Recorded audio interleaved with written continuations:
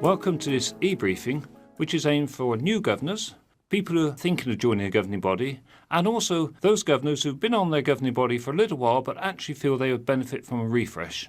And I'm delighted to have David Owen, our governance trainer, to cover a few points of which of the service we provide. So David, what are the key roles governors play in a school? Well, in essence, there are three roles they play within the school. We firstly need, as the governing body, to be strategic, which means that in partnership with school leaders, we decide the future goals for the school so that every child gets the best possible education. Secondly, to hold the school leadership to account for the educational performance of the school. And finally, as a body, we need to ensure that the school makes the best use of its resources to ensure that children succeed and that its goals are achieved. So David, do you cover those three roles on the training course? Yes, we do. During the first part of the day, we will focus on the skills and attributes that you already possess, which you have gained from your career or your personal life. These range from professional skills through to having the time to devote to this important role of helping children get the best from their education. So what do you need to know to be strategic? Well, the course examines the sources of internal and external assessment of school performance, including self-evaluation and Ofsted inspections. We explore the differences in role of the governing body and that of the head, and the key characteristics of an effective governing body. As trainers, we believe it's critical that you have access to real material, so the exercises we use are based on real schools.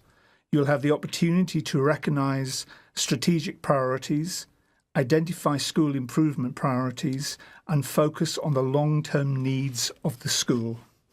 In fact, the material is sometimes so realistic that we even include some of the acronyms because at first they can be very confusing and even baffling. So there's a chance to get used to some of those even. You mentioned earlier that the governing body needs to make sure that the school makes the best use of resources. How do you do that? As a governor, you will receive regular access to school data and reports. On the course, we will look at evidence that indicates that progress is being made, there is evidence of improvement in key areas, and that the decisions of the governing body have a positive impact within the school. There will be a particular emphasis on the sources of data, such as Ofsted dashboard, Raise Online, the governor's school visit, the head's report, and the governing body role in managing resources, such as finance and human resources. So on a governing body, there will be different categories or types of governors. Do they have different roles? Well, all governors have equal responsibility, except for the chair, who can act alone in an emergency situation, but even he or she, as soon as possible, has to seek the approval of the full governing body. Governors need to ensure that they have no conflict of interest when it comes to decision-making. For example, a staff governor cannot be involved in deciding pay for a colleague.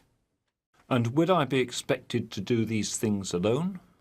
Governing bodies are responsible for these tasks as a team. In addition, schools have a mentoring or induction programme to help you succeed in your role. Once you know more about your role, the governance training team runs a wide variety of courses to meet your future training needs. For example, a good follow-on course is the Governor Visits course. And how can I find out more? Well, you can book online at the usual Governor website, or you can contact the governance team at their usual email address, and they will be pleased to answer any questions you may have. David, thank you very much. That's fine. Thank you, Peter.